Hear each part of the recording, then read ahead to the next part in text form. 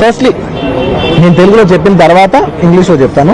And దయచేసి మాట్లాడేటప్పుడు మాత్రం కొంచెం కౌంటర్స్ లేకుండా, కొంచెం డిస్ట్రాక్ట్ చేయకుండా, ఫ్లో డిస్టర్బ్ చేయకుండా ఉంటారా please. Only request. It's a very unfortunate incident అండి. It's an accident. ఇది ఎవరి తప్పు కాదు, ఇది ప్యూర్లీ ఒక యాక్సిడెంట్. అందరూ పాజిటివ్ ఇంటెన్షన్తో పోలీస్ కూడా ప్రొటెక్షన్ ఇవ్వాలని, నేను కూడా మంచి సినిమా అందివ్వాలని, లేకపోతే చేసేయాలి, అందరూ థియేటర్స్ కూడా జనాల్ని సేఫ్గా చూసుకోవాలని అందరూ ఒక మంచి ఇంటెన్షన్తో చేసినా కూడా ఒక ప్యూర్లీ ఒక యాక్సిడెంట్, ఇది ఒక హ్యూమన్ యాక్సిడెంట్, ఎవరి కంట్రోల్లో లేదు. ఫస్ట్లీ అది అందరికి చెప్దాం అనుకున్నాను. And my first condolences to the family. నా ఫ్యామిలీకి నిజంగా జరిగింది చాలా చాలా చాలా అన్ఫార్చునేట్. ఎందుకంటే నేను చాలా బాధపడతాను అలాంటి విషయాలు. ఎందుకంటే నేను ఎస్పెషల్ ఫిల్మ్ పర్సన్గా నా లైఫ్ అంబిషనే థియేటర్కి వచ్చిన జనాల్ని ఎంటర్టైన్ చేద్దాం. అరే మీరు వచ్చి మిమ్మల్ని థియేటర్కి వస్తే మిమ్మల్ని అందరూ నవ్వుతూ పంపించాలనే నా ఇంటెన్షన్ అబ్బా. మీ మనసుని గెలిచి పంపించాలని అనుకునే మనిషిని అలాంటి థియేటర్లో అలాంటి థియేటర్లో టెంపుల్ లాంటిది, అలాంటి థియేటర్లో ఒక యాక్సిడెంట్ అయిందంటే నాకంటే బాధపడేది ఉంటారా ఎవరైనా?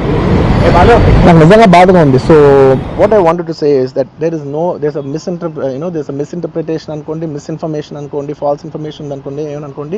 It is no road show, it is no procession.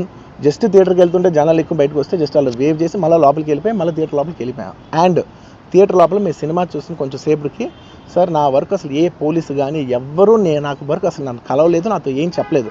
నాకు చెప్పిందల్లా అది పైగా మా మేనేజ్మెంట్ సైడ్ నుంచి వాళ్ళు మా వాళ్ళు వచ్చి చెప్పింది ఏంటంటే, సార్ బయట ఓవర్ క్రౌడ్ అవుతుంది, మీరు దయచేసి వెళ్ళిపోండి అని చెప్పారు.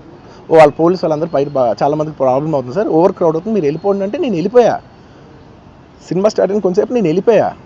నేను మా వైఫ్ అందరూ మేము బయటకు వచ్చాము అంతే. నాకు అసలు ఆ తర్వాత నెక్స్ట్ డే నాకు తెలిసింది ఒక లేడీ ఇలా ఉందంట, కళ్ళు తిరిగి పడిపోయిందంట, ఆ తర్వాత ఆవిడ పాపం చనిపోయిందంట, ఇలా ఒక కిడ్ ఉన్నాడు అంటే నేను షాక్లో గురయ్యా.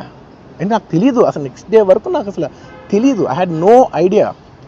ఎందుకంటే నేను నా పిల్లోనే పక్కన పెట్టుకున్నా, నా వైఫ్, నా కొడుకు, నా కూతురు థియేటర్లోనే ఉన్నారు. నాకు తెలీదు.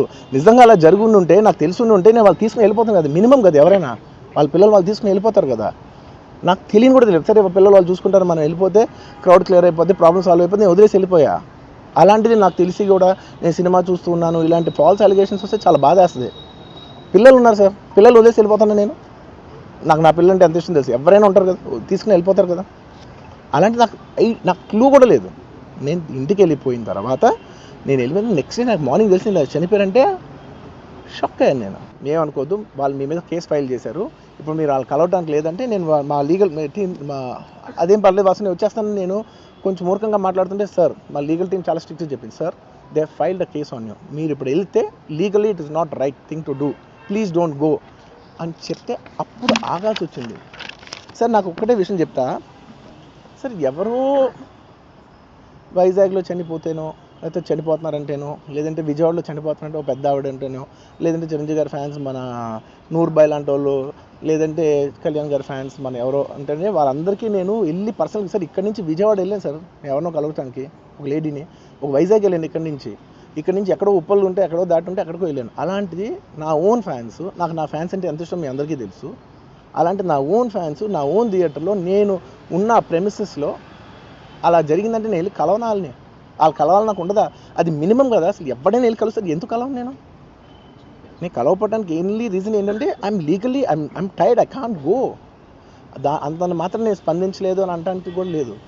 సో నాకు ఏం చేయాలో తెలియక నెక్స్ట్ డే సరే వాసు మనం వెళ్ళకపోతే బాగోదు, ఏం చేయాలో తెలియక అప్పటికప్పుడు ఒక వీడియో పెట్టా. ఎందుకంటే నేను కూడా షాక్లో ఉన్నా. ఇలాంటిది ఒకటి జరిగినప్పుడు ఏదో మీడియా కోసం ఇంకోళ్ళ కోసం నేను సుకుమార్ గారు చాలాసార్లు మాట్లాడుకున్నాం, డార్లింగ్ మనం ఏం చేయొచ్చు, నేను ఒక మంచి అమౌంట్, పెద్ద అమౌంట్, నువ్వు ఒక అమౌంట్, మైత్రి నుంచి ఒక అమౌంట్ తీసుకుని మనం ఒక ఫిక్స్డ్ డిపాజిట్ ఆ అబ్బాయికి ప్లాన్ చేద్దాం. ఊరికే మనం ఏదో చేతులు దుడిసేసుకుని అలా కాకుండా మిగతాలో కాకుండా మనం జెన్యున్గా ఏదో చేద్దాం డార్లింగ్, ఆ అబ్బాయికి ఏదో ఫిజియోథెరపిస్ట్ పెట్టిద్దాం, ఇలా చేద్దాం అలా చేద్దాం, ఎన్నో విషయాలు మాట్లాడుకున్నాం. అంత మాట్లాడుకున్న తర్వాత నేను కేరింగ్గా లేను సార్, ఎలా ఉంటాను sir? I have the same age kid. నా కిడ్కి ఎలా అయిందంటే నేను అలాగే ఫీల్ అవుతాను కదా. I not a father? నాకు ఉండదా? ఇన్ని క్యారెక్టర్ ఇంత అసాసినేట్ చేసినప్పుడు ఇట్స్ పబ్లిక్లీ హ్యూమిలియేటింగ్. మీరు ఇలా అన్నారంట, మీరు అలా అన్నారంట, కాళ్ళు చేతులు ఇరిగిపోతే పర్లేదు అన్నారంట అంటే డెఫినెట్లీ చాలా బాధ వేస్తుంది. అందులో ఏంటి ఒక నేషనల్ మీడియా ముందు ఇలా మాట్లాడతాం అనేది నా క్యారెక్టర్ అసాసినేట్ చేసినాడు కదా దేశం ముందు. అరే నేను కష్టపడిందే ఈ 3 ఏళ్ళు తెలుగు వాళ్ళకి. నా ఆడియో ఫంక్షన్ చూడండి, నేనేమన్నాను, నా సినిమా చూడండి అది అన్నాను, నేనేమన్నాను, అరే మన తెలుగు వాళ్ళు పరువు తీసి ఎక్కడో నిలబెడదామని ఒక అటెంప్ట్తో చేశాను. అలాంటిది నేను అంత ప్యూర్ ఇంటెన్షన్తో చేస్తే నేను ఇలా చేశాను అలా చేశాను నా మీద ఫాల్స్ ఎలిగేషన్ నాకు ఎంత బాధ వేస్తుంది.